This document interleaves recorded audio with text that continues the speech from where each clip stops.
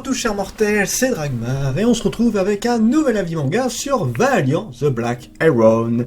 Alors, l'édition Deluxe, ça se voit pas forcément, hein, je crois que la couverture est différente si je dis pas de bêtises en édition normale. Alors attendez, je regarde vite fait. Ouais, et en plus j'ai une préférence pour la couverture du normal, parce que l'édition Deluxe, bon, enfin c'est pas l'édition Deluxe, c'est l'édition limitée ou un truc du genre. Enfin bon voilà, et avec un petit bonus en plus qui était bon, rien d'exceptionnel pour le coup. Voilà, là, honnêtement, l'édition limitée, tout ce que tu veux collector, bof, je la trouve pas terrible pour le coup.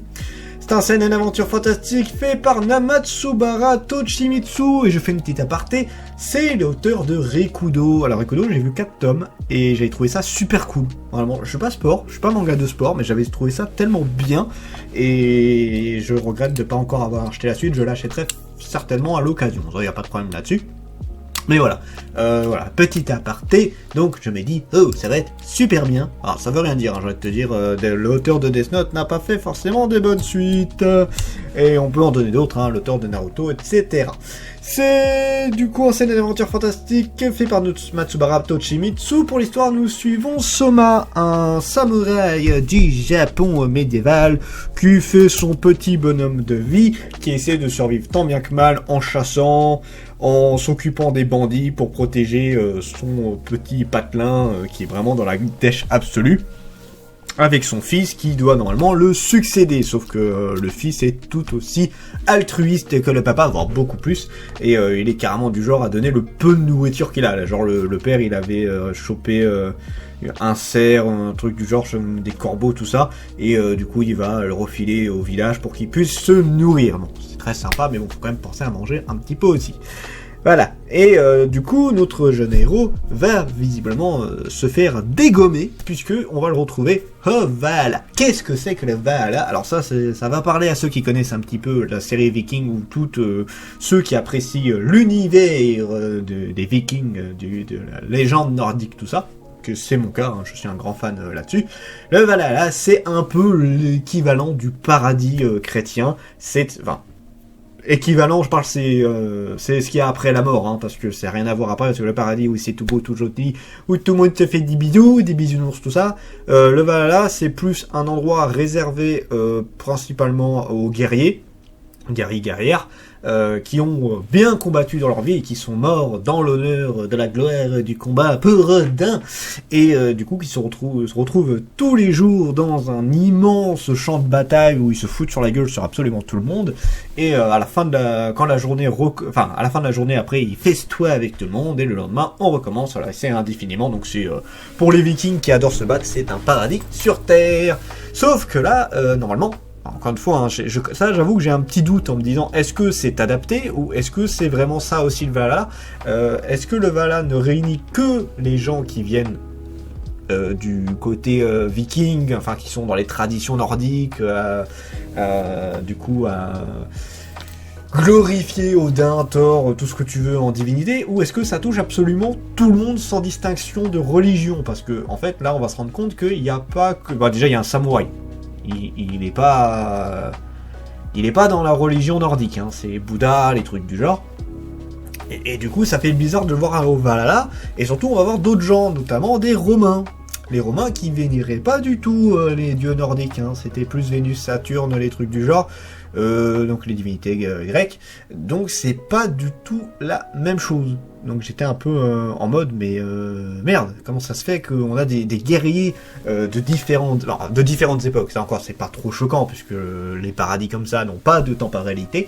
Mais du coup, pourquoi il y en a différents guerriers de différents pays avec une religion différente qui se retrouvent dans cet endroit-là? Ça, j'avoue, c'est une question qu'on n'a pas encore répondu, puisque là on a les Valkyries qui sont normalement censés surveiller et garder les fiers guerriers pour les entraîner et s'occuper d'eux, les guider, tout ça.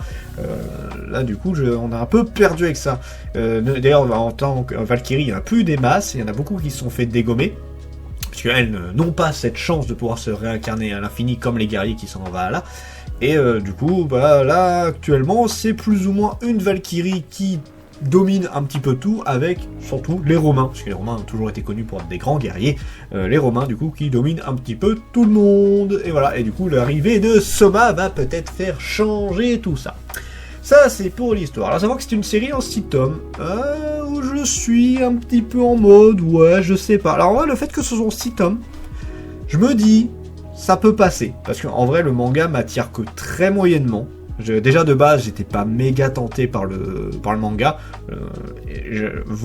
J'ai lu le premier tome, je suis toujours moyennement tenté par le manga. Je sais pas que j'ai pas aimé, hein. C'était pas mauvais, mais c'était pas un manga où j'étais en mode ouais, j'ai tellement kiffé, où j'ai bien aimé, j'étais en mode mais à mon goût, j'étais pas trop dedans, j'ai pas trouvé ça méga intéressant.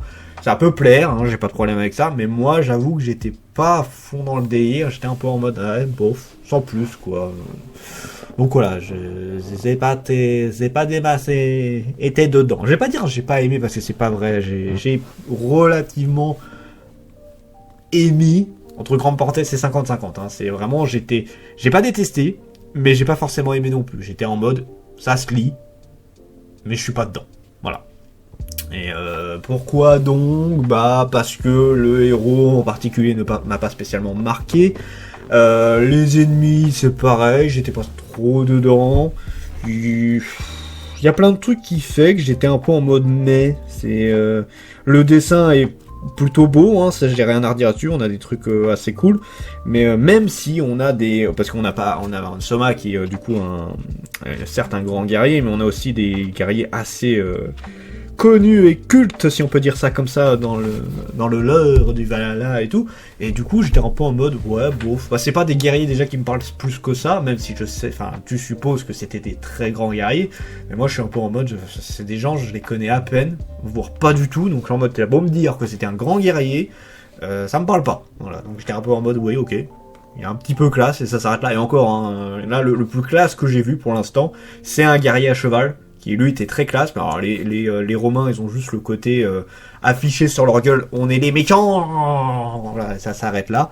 Soma, il a le côté je suis le gentil. Et, alors c'est pas totalement vrai, hein, il est un peu à vouloir retourner dans son monde pour chercher son fils, tout ça. Mais voilà, je sais pas, il y a un truc qui fait que j'arrive pas à accrocher, pas à apprécier en tout cas les personnages. Même à la limite, les personnages que j'ai le plus aimé, ou en tout cas que j'ai eu le plus d'empathie et d'appréciation pour eux, c'est la Valkyrie, où j'étais un peu plus justement sur ce personnage, et alors j'ai plus le nom, mais c'est des sortes de démons qui vivent dans le Valhalla, qui du coup se font opprimer par les Romains, la Valkyrie qui est méchante, tout ça, parce qu'eux ils ne peuvent pas revivre. Et du coup, voilà, c'est les seuls où j'avais un peu en mode ah eux ils sont intéressants, j'aime bien, enfin je les apprécie quoi. Mais alors les héros, tout ça, j'en avais rien à péter. Le potentiel du manga, alors l'histoire est pas mauvaise, c'est très. Alors le Valhalla, c'est un domaine qui est très intéressant. Déjà parce que j'adore encore une fois le côté nordique. C'est pas mal d'avoir mélangé tout ça. Encore une fois, est-ce que c'est une invention du l'auteur, ce qui a le droit, hein, il a totalement le droit de réinventer les trucs vis-à-vis de ça, ou est-ce que c'est vraiment le Valhalla, c'est pour tous les grands guerriers? J'en sais rien, je vous avoue, je sais pas du tout à ce niveau-là, mais du coup voilà, ça j'ai aucun, dans les deux cas, je n'ai pas de problème, je trouve l'idée super intéressante, mais elle m'accroche pas plus que ça. Pour ce qui est des personnages, je le redis pour l'instant, après peut-être que ça changera avec les autres tomes, j'essaierai au moins le deuxième tome pour me faire une meilleure idée, mais là, pour l'instant, les personnages, à part... Encore une fois, c'est juste que c'est des personnages que j'apprécie un peu plus, hein, ça s'arrête là. La Valkyrie et le peuple qui vit au Valhalla, et ça va, c'est intriguant, on va dire, quoi. Mais alors, les héros, franchement, ils m'ont pas intéressé plus que ça, hein, vraiment sans plus. Pour ce qui est du dessin, bah, j'ai absolument rien à dire, c'est un dessin qui est très beau. Ça fait parfaitement le taf, c'est extrêmement bien détaillé, tu es vraiment dedans, je veux dire, t'arrives parfaitement à te mettre dans l'image que pourrait être le Valhalla, et que ce soit en atrocité, que ce soit en ambiance, tout ça, il y a vraiment, tout est bien travaillé, les personnages sont super bien faits, les décors sont bien faits, franchement je n'ai rien à redire à ce niveau-là, c'est vraiment parfait, c'est même triste à dire que de voir qu'un dessin aussi bien, bah ça ne suffit pas, c'est parce que du coup le reste du manga je suis un peu bof dessus, mais encore une fois le dessin, je n'ai rien à reprocher au dessin. Et jusqu'où le manga peut aller, alors sachant que ce n'est que en 6 tomes, en temps normal j'aurais dit que c'est un peu court, mais là pour le coup je me dis, ouais ça peut être, mais c'est juste aussi parce que je me vois mal faire la série très très longue, donc je me dis 6 tomes, ouais il y a moyen, bah ça va certainement être du coup Du coup, sauver le Valhalla des Romains qui sont des vilains pas beaux, tout ça, tout ça. Sinon, à part ça, je le redis, je n'ai rien vu de bien fascinant là-dessus. Donc, je lirai au moins, je pense, le deuxième tome et ça s'arrêtera peut-être là. Soit je continuerai, soit pas. Donc voilà, pas un gros intérêt pour le manga. Je suis vraiment en mode sans plus dessus.